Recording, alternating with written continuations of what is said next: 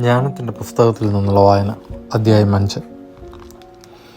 നീതിമാൻ തന്നെ പീഡിപ്പിക്കുകയും തൻ്റെ പ്രവൃത്തികളെ പരിഹസിക്കുകയും ചെയ്തവരുടെ മുമ്പിൽ ആത്മവിശ്വാസത്തോടെ നിൽക്കും. അവർ അവനെ കാണുമ്പോൾ ഭയം കൊണ്ട് വിറയ്ക്കും. അവൻ്റെ അപ്രതീക്ഷിത രക്ഷയിൽ അവർ വിസ്മയിക്കും. അവർ പശ്ചാത്താപ വിവശരായി ദീനരോധനത്തോടെ പരസ്പരം പറയും, ഭോഷന്മാരായ നമ്മൾ ഇവനെയാണ് പരിഹസിച്ച് നിന്ദയ്ക്ക് പര്യായമാക്കിയത്. അവൻ്റെ ജീവിതം ഭ്രാന്താണെന്നും അവസാനം മാനം കെട്ടതാണെന്നും നാം ചിന്തിച്ചു. അവനെങ്ങനെ ദൈവപുത്രന്മാരോടുകൂടെ എണ്ണപ്പെട്ടു? വിശുദ്ധരുടെ ഇടയിൽ അവനെങ്ങനെ അവകാശം ലഭിച്ചു? അതിനാൽ സത്യത്തിൽ നിന്ന് വ്യതിചലിച്ചത് നമ്മളാണ്. നീതിയുടെ രശ്മി നമ്മുടെ മേൽ പ്രകാശിച്ചില്ല, നമ്മുടെ മേൽ സൂര്യൻ ഉദിച്ചില്ല. അധർമ്മത്തിൻ്റെയും വിനാശത്തിൻ്റെയും പാതയിൽ നാം യഥേഷ്ടം ചരിച്ചു, വഴിത്താരയില്ലാത്ത മരുഭൂമികളിലൂടെ സഞ്ചരിച്ചു. കർത്താവിൻ്റെ മാർഗത്തെ നാം അറിഞ്ഞില്ല. അഹങ്കാരം കൊണ്ട് നമുക്ക് എന്തു നേട്ടമുണ്ടായി? ധനവും ഗർവും നമുക്ക് എന്തു നൽകി?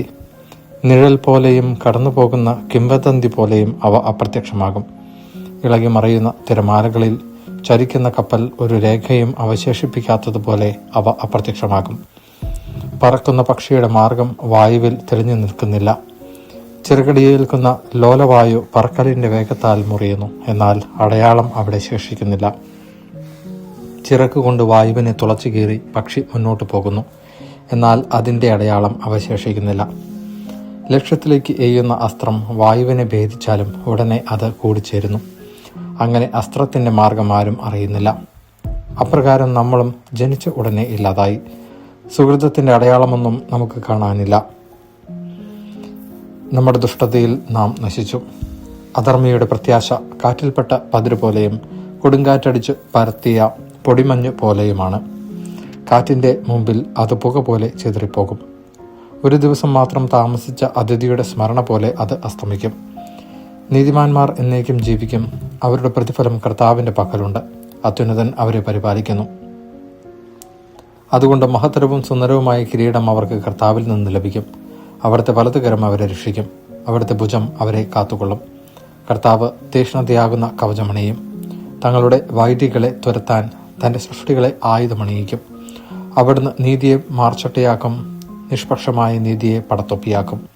വിശുദ്ധിയെ അജയ്യമായ പരിചയാക്കും, ക്രോധത്തെ മൂർച്ചകൂട്ടി വാളാക്കും. നീചന്മാർക്കെതിരെ യുദ്ധം ചെയ്യാൻ സൃഷ്ടി മുഴുവൻ കർത്താവിൻ്റെ പക്ഷത്ത് അണിനിരക്കും.